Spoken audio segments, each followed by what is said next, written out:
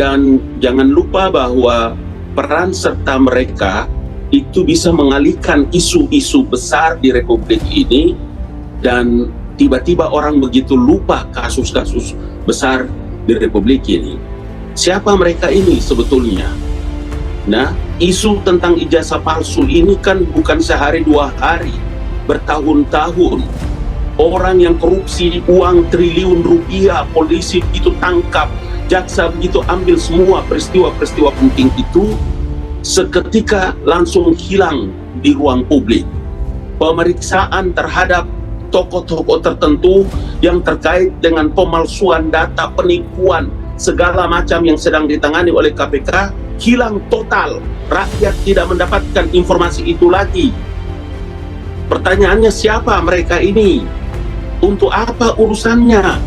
Masa orang sekelas seperti Roy Suryo yang sudah berkali-kali bahkan pernah dipenjara tidak kapok-kapok dengan menyebarkan berita-berita bohong? Ilmuwan apa kalian? Penelitian apa kalian yang penuh hujatan dan caci maki? Apakah peneliti dengan cara begitu? Nggak mungkin, Andro. Mantan tenaga ahli kantor staf presiden, Ali Mochtar Ngabalin, mengungkapkan adanya proyek besar di balik polemik ijazah Presiden ke-7 Jokowi.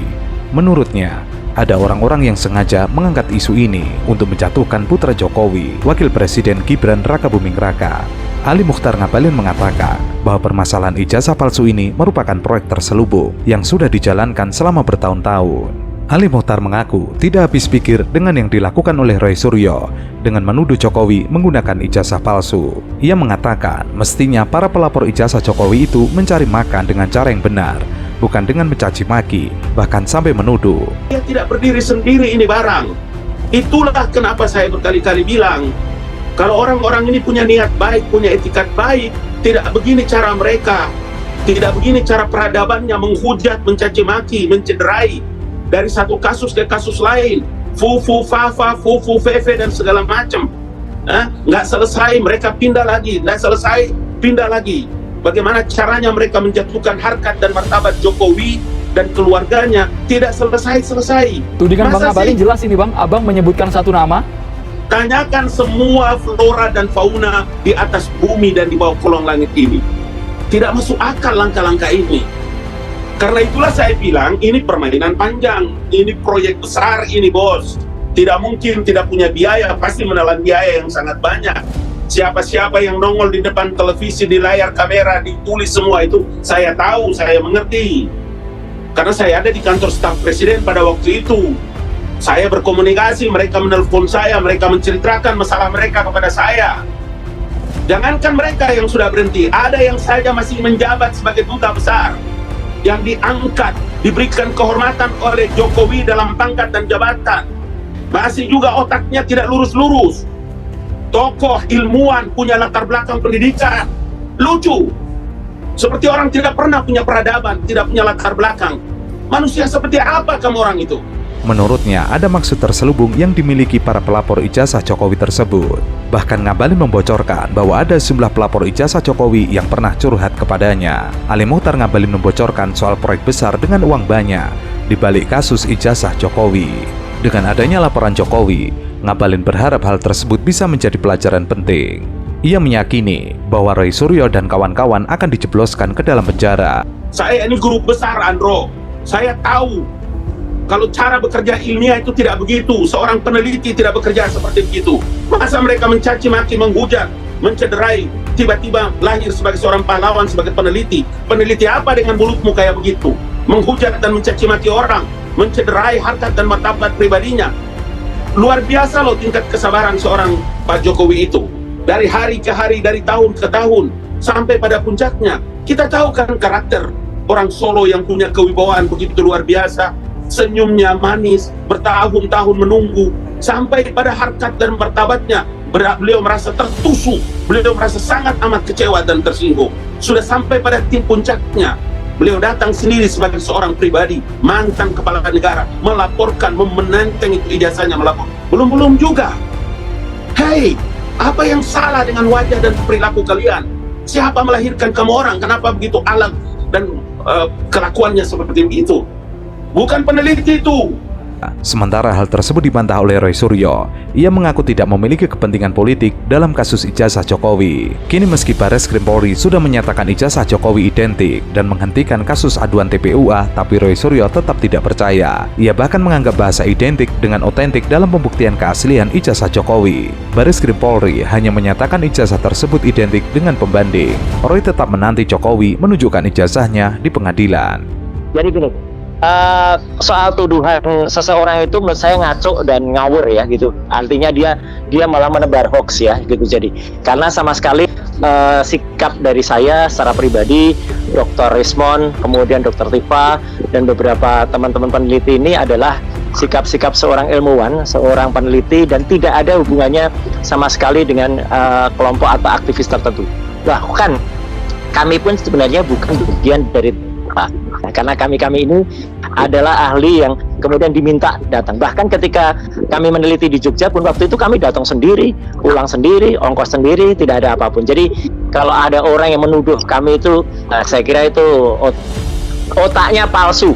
Kan memang udah sampai, ini kan udah mau di stop SP3 Mas Roy. Udah di stop katanya. Udah di stop kan. Ya, jadi udah selesai. Udah di stop tapi ijazahnya nggak ada. Yang nanti itu ya, yang menurut saya ini Mas Roy harus menghadapi pelaporan Pak Jokowi di Polda Metro Jaya. Nggak apa-apa. Ya makanya saya bilang tadi ya kan. Saya nggak mau juga Mas Roy, nanti Mas Roy saya siapkan kursi roda, saya nggak mau. Guyon. Enggak, itu pengetahuan dari kampus UKO itu. Terpaksa kan? Ya. Tapi saya S2 loh. Asli loh. Oke, tapi konteksnya begini. Terjadi perdebatan panas antara Roy Suryo dengan Sylvester di Kompas TV. Usai Mabes Polri mengumumkan ijazah Jokowi. Polisi memastikan keaslian ijazah Presiden ke-7 Republik Indonesia setelah melalui serangkaian pengujian forensik oleh Pusat Laboratorium Forensik Polri. Ijazah milik Jokowi diterbitkan oleh Fakultas Kehutanan Universitas Gadjah Mada dengan nomor 1120 atas nama Jokowi, NIM 1681KT, tertanggal 5 November 1985. Tintanya katanya ada uji tinta. Uji tinta seperti apa? Uji kertas. Terus satu kali yang paling penting ya, dalam research itu nggak boleh kita nggak tahu sampel pembandingnya apa. Sampel pembandingnya harus disebutkan. Ini ijazahnya siapa yang dibandingkan. Jangan-jangan ijazahnya dari gerombolan yang sama, gitu loh. Ya kan, dari ternakan yang sama. Kan repot lagi nanti, gitu loh. Jadi harus clear. Dan yang paling penting sebenarnya sampel banget. Ijazahnya kayak apa sih yang dikatakan identik tadi? Oke lah, kalaupun nggak berani, sekali-kali saya mengatakan. Jadi Mas Roy nggak percaya hasil penyelidikan dari Mabes Saya menghormati, tapi kenapa percaya nggak? Sekarang kan Mas Roy nggak percaya ini ijazah palsu. Iya. Percaya nggak itu? Saya harus menerima, bukan percaya dan tidak. Saya secara ilmiah, secara ilmu pengetahuan, ya, saya harus menerima dan menghormati. Tapi kalau mau bagus lagi, demi istilahnya kebonafitat. Mas, sorry, ini kontradiksi ya. Kenapa Mas nggak percaya tapi menerima? Tapi kenapa teman-teman TPUA ini melakukan pengaduan masyarakat ke Mabes Polri? Loh harus, iya kan? Ya harus. Terus kenapa nggak? Terus mau di mana lagi gitu loh? Yang Anda sinyalir apa? Dokumen ini menjadi salah satu temuan penting dalam penyelidikan laporan dugaan pemalsuan ijazah yang belakangan ramai diperbincangkan. Hasil uji laboratorium memperlihatkan bahwa ijazah Jokowi dicetak menggunakan bahan kertas dan teknik cetak yang sama dengan ijazah rekan-rekannya di tahun yang sama. Tinta tulisan tangan dan stempel yang tertera juga dipastikan berasal dari alat dan bahan yang sama. Tanda tangan pejabat fakultas seperti dekan dan rektor yang tercantum ijazah Jokowi juga terlihat diuji secara forensik. Tadi kita perhatikan dulu, sepanjang awal tadi Pak Dirut itu mengatakan identik. Jadi hanya mengidentifikasi ini sama dengan ini. Yang diidentifikasi lainnya itu, kalau dalam ilmu pengetahuan, research, ini gold standard atau enggak? Ini udah diuji belum itu asli atau enggak? Jangan sampai kemudian yang ini sama produksinya. Jadi diproduksi dulu yang sama, kemudian dibandingkan. Ya sama. Anda bilang bahwa identik itu tidak langsung menyatakan tidak langsung otentik. Yes, clear. Dan tadi kita dengar satu lagi tadi pendapat dari orang waras ya, yang mengatakan ini belum final. Orang warasnya siapa sih?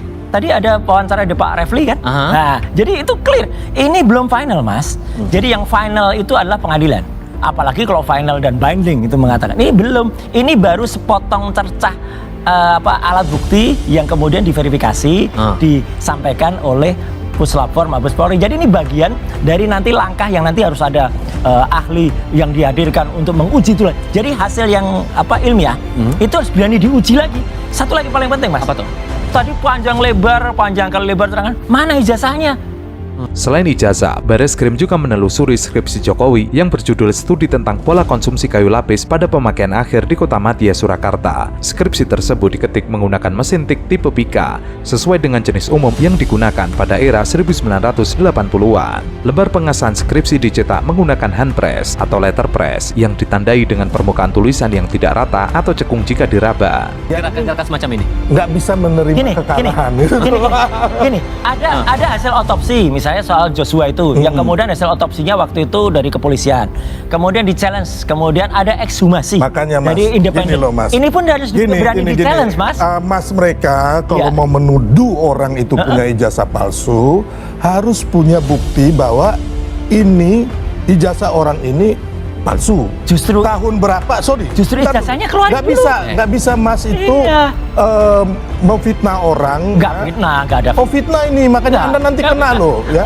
310 311 itu kena itu. Berarti laporan Bisa pencemaran nama baik nggak? Oh iya, menurut masuk Anda? ini. Oke. Masuk, nggak ada obat. Ini hukum yang akan menjerat beliau ini. Dan Tunggu teman-teman. saja, Ya? tunggu saja. di Oh mana enggak, fitnahnya. ini mau bolak-balik gimana pun hukum akan menjerat mereka gitu loh. Karena ini udah jelas terus, Mas, ya kan. Jadi kalau belum pegang, ya kan, terus Anda ini mau ngomong ahli apa sama respon itu, orang nggak akan percaya, Mas. Ya ini juga. Karena Anda Nggak bukan ditampilkan, nggak institusi ditampilkan resmi, ijazahnya. ya, bukan institusi Memang resmi, kami independen, bukan Mas. ahli resmi yang ditunjuk oleh negara. Enggak, ini independen. Gitu loh.